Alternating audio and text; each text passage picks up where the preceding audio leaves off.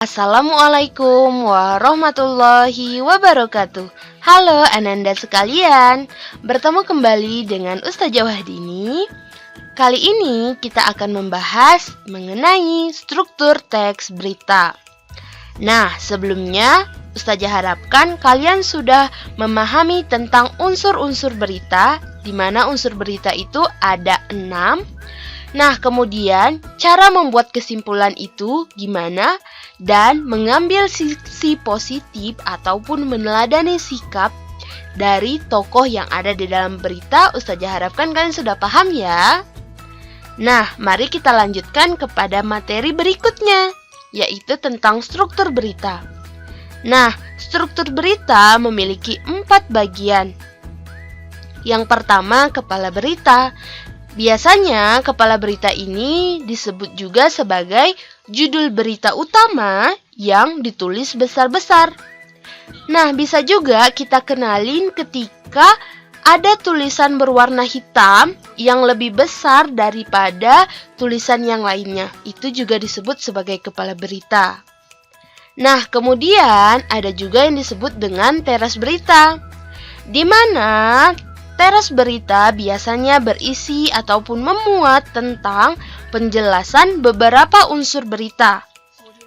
Nah, bisa juga teras berita ini disebut sebagai inti berita dan terletak pada paragraf pembuka teks berita.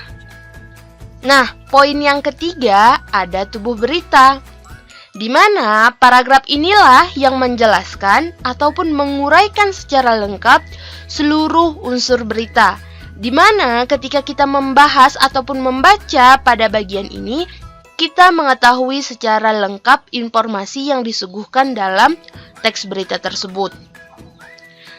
Kemudian yang keempat ada kaki berita.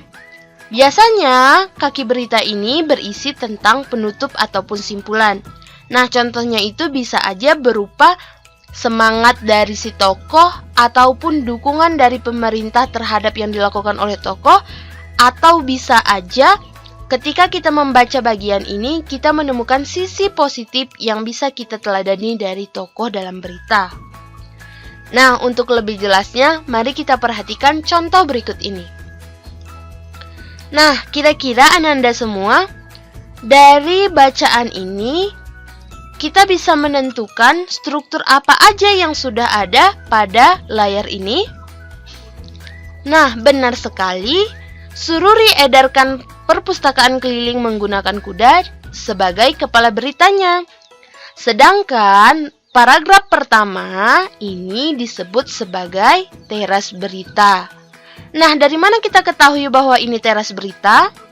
Kita bisa melihat pada teks di mana pada paragraf pertama hanya menjelaskan siapa, yaitu Ridwan Sururi, di mana kejadiannya di Kabupaten Banyumas.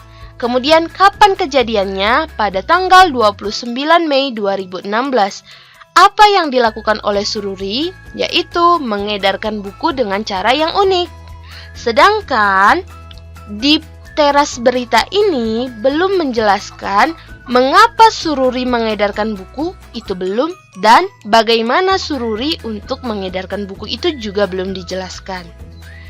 Nah, bagian yang belum dijelaskan ini akan lebih dijelaskan pada bagian tubuh berita. Nah, di sini dijelaskan bahwa Sururi mengedarkan buku itu menggunakan kudanya. Dia mengubah hobinya untuk bisa lebih bermanfaat. Kemudian, di samping itu dia menyelipkan usaha meningkatkan minat baca warga. Nah, kemudian pada bagian ini juga dijelaskan kembali apa yang dilakukan oleh Sururi. Nah, Ananda sekalian, pada bagian paragraf ini lebih menjelaskan secara rinci bagaimana perjuangan Sururi dalam mengedarkan buku dan alasan Sururi melakukan kegiatan tersebut. Nah, di sini juga kita bisa melihat bahwa tujuannya adalah untuk meningkatkan minat baca warga. Bagaimana perjuangannya, walaupun musim hujan, buku itu walaupun takut basah, buku itu tetap harus disebarkan ataupun diedarkan. Nah, kira-kira paragraf terakhir ini termasuk apa? Kaki berita. Pada bagian paragraf ini memaparkan dan mengajak pembaca agar mengikuti jejak Sururi yang berusaha meningkatkan minat baca. Dari mana kita bisa mengetahuinya? Bahwa di sini Gubernur Jawa Tengah ketika berada di Banyumas, ia menemui Sururi. Nah, di situ mengatakan bahwa orang nomor 1 di Jawa Tengah itu pun menyemangati Sururi untuk meneruskan niat baiknya. Nah, secara tidak langsung penulis juga menginginkan pembacanya untuk bisa mengikuti jejak si Sururi tadi. Nah, bagaimana Anda semua? Apakah sudah paham? Nah, kemudian dilihat dari segi kepentingan informasi, susunan dalam sebuah berita biasanya disajikan berdasarkan konsep piramida terbalik. Maksudnya adalah semakin ke bawah, informasi yang kita dapatkan itu biasanya semakin berkurang. Nah, kalau dari sini kita bisa melihat bahwa tetap ketika menuliskan berita, pada bagian pertamanya itu tetap menuliskan sebuah judul berita. Kemudian ada intisari beritanya. Kemudian menguraikan dari intisari berita agar informasinya jelas. Kemudian menambahkan informasi-informasi pendukung sebagai fakta agar pembaca paham ataupun percaya dengan informasi yang kita berikan. Kemudian jika masih ada fakta-fakta ataupun wawancara dengan orang lain, itu boleh ditambahkan agar berita yang kita buat semakin kuat.